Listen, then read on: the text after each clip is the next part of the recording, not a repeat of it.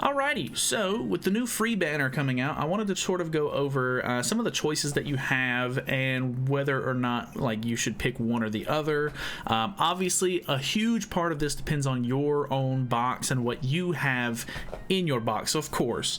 So the first choice is Goddess Elizabeth, or you can pick the one Escanor. If you've been playing for a while, the one Escanor seems to be the character that they end up putting on a lot more banners than, you know, Goddess Liz for sure. So I mean, even with me not chasing dupes and stuff like that, I was able to get, you know, just a couple of extra copies of him. So he's maxed out for me personally. So obviously the choice is pretty clear. I should go ahead and grab a copy of Liz, because Liz has really only been on a couple of banners since her release, which is kind of weird. But even then, like, I just wasn't able to pull as many copies of her. So mine's only 4/6, which is going to put her up to 5/6, which will actually make it to where her reflect will be at 100%, which will be really nice.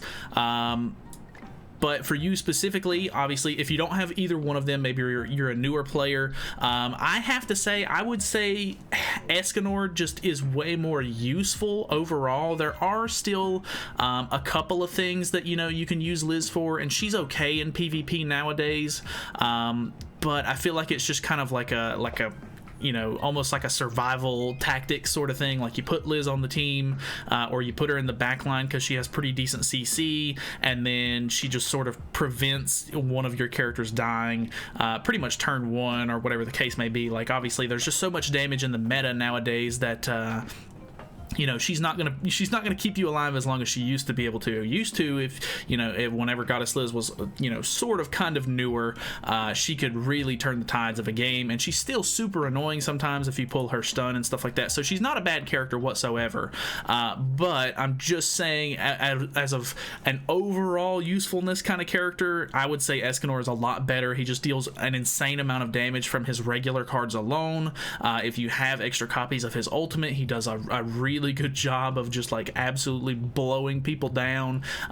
Very good on bird and deer. I think he's way more useful as a unit over Liz. So that's just my own personal opinion. Obviously, if you have Escanor already, maybe you even only have him 1/6. Obviously, I personally play by the philosophy of, if you don't have a character, you can't use the character. So I just try to get at least one copy of a character if possible, so that way, you know, you can use them. So if you already have Escanor, but maybe you haven't been able to get Liz because, like I said, she's not on a whole lot of banners, you know, grab a copy of her. I mean, I don't think anybody's going to fault you for that. Just being able to have her, you know, maybe you don't even power her up right away or whatever. Just, you know, just being able to have the unit and have the option to play with it in the future, or, you know, as you power it up or whatever, is always really nice. So I always recommend people to grab a copy of a unit if they can, if they don't already have it, because, you know, having more units is not only box CC and stuff like that, but, you know, utility you can use the character for in the future if you need them. So that's just my own personal 2 cents, I guess, there. The next one is Halloween Gother or Festival Zeldris. And I have to say, I think for a majority of players, Halloween Gother is probably going to be the obvious choice here. I have luckily been able to pull a decent amount of copies, so he'll actually be 6/6 after this if I choose him, which I'm pretty sure I'm leaning towards him personally. I do use Festival Zeldris quite a bit in the back line nowadays. I'm not actually sure where he is in this lineup. There he is. I use him quite a bit in the back line because he's a decent sub-slot unit, and getting that extra copy would be kind of nice to have a little bit more CC, but I feel like unless you're using him with Keo, or you're using a character like Festival Gother with like maybe Sariel, or the new green Sariel's link, you know, the Grace, then you're not going to be able to max out as much of his you know, passive as you would want. But, you know, if you don't have the character, by all means, he is a decent sub-slot unit. And I find it, you know, nowadays it's really hard for me to choose like a good sub-slot unit to go on certain teams. So just having extra characters that you can throw in the sub-slot is definitely always a really good thing. Festival Gother, or not Festival Gother, Green Gother just in general is just a great character and is very limited. Obviously the festival units are limited as well, but just him being a Halloween unit means that they kind of just throw him on any sort of banner banner that they really want to bait people into summoning on. So if you can get a copy out of this for, you know, it's basically just going to be 30 diamonds worth of, you know, your actual gems to get a copy of him. Getting that and then not having to worry about trying to summon on bad banners in the future just to try to pull a copy of him will be a huge help, because they do tend to just throw him on just like random things that they're like, oh, like if we want people to summon, we got to throw Festival Gother or Green Gother on here, so that way he's you know, people are more likely to summon and waste their gems, so that way we can bait them out to spend more money for future banners that are about to come out or whatever the case may be. So I definitely recommend you get him over Festival Zeldris if possible. But if you already have Gother and you just want extra copies of Zeldris, or you know, maybe you just need more Zeldris in general, maybe you use the character quite a bit, by all means go for him. So the last one is Festival Merlin and Assault Mode Meliodas. So for me personally, I have luckily already gotten 6/6 on Meliodas, and even then I think that Meliodas's ultimate is pretty insane, or not insane, but it's pretty good even at some of the lower levels, because the basic thing that you want from this is his basic stat increase. The damage that he deals is also nice, but having the 3 buffs that you get from the ultimate is going to make your, you know, amplify cards hit that much harder. So I would say, you know, I think his ultimate is ultimately going to do more damage, but Festival Merlin actually has really good CC. This is with attack crit, and she's already right under 60k CC, which is pretty crazy. If I swap over to HP defense, and mine is 3/6 at the moment, she almost, you know, she's a little bit over 63k, which obviously that'll change with the next update that comes out, because we'll be getting level 100 and CCs are going to go up.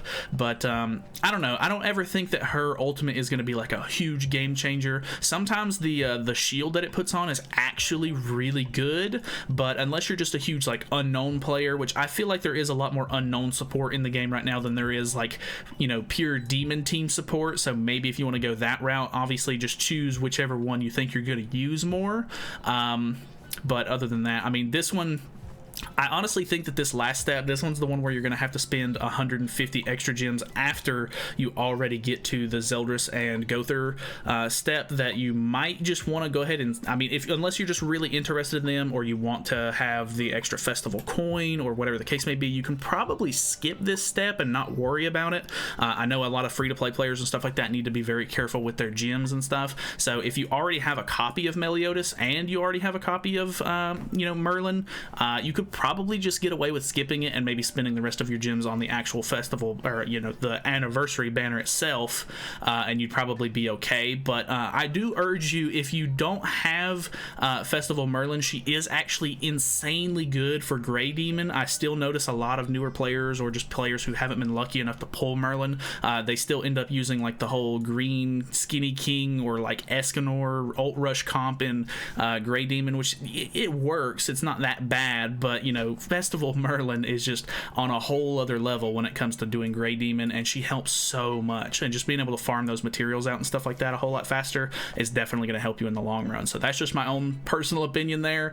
Obviously, if you know, if you want to comment down below and ask people, I mean, we normally have a pretty decently active like comment section when it comes to this kind of thing. People are always willing to voice their own opinions and stuff on whether or not what they think they should get, or whatever the case may be. So, you know, feel free to do that if you want to, but that is pretty much it. I would say personally for me, it's going to be Liz on the first one, just because I already have a 6/6 Escanor. I'm probably going to get the Gother so I can max him out. And then maybe, you know, if in the future, whenever, I'll try to get more copies of Zeldris. And then for the last one, I still don't know if I'm going to go for it or not, but if I do, obviously it's going to be for Merlin, because I've already got it maxed out Melly. I think, me personally, I can go ahead and skip that last step and not have to worry about it. But you know, it's kind of hard to pass up a free, or not free, but like a really cheap festival coin. So you know, just being able to go for it, for even if I just wanted to sit the coin in my inventory and wait for the future to maybe buy you know, an extra copy of somebody out of the, you know, coin shop later on, that is also an option. So that's it for me. Hopefully this was helpful, maybe helped you, you know, pick who you want or sway your opinion. If you have any questions or anything like that, feel free to comment down below. But yeah, that is pretty much it. So feel free to subscribe if you haven't already. We're going to be going over a bunch of stuff before the anniversary, and then obviously as it comes out, there will be a lot to do, so there should be a lot of videos and stuff like that. But that is it from me. So thank you so much for watching, and I'll see you guys in the next one.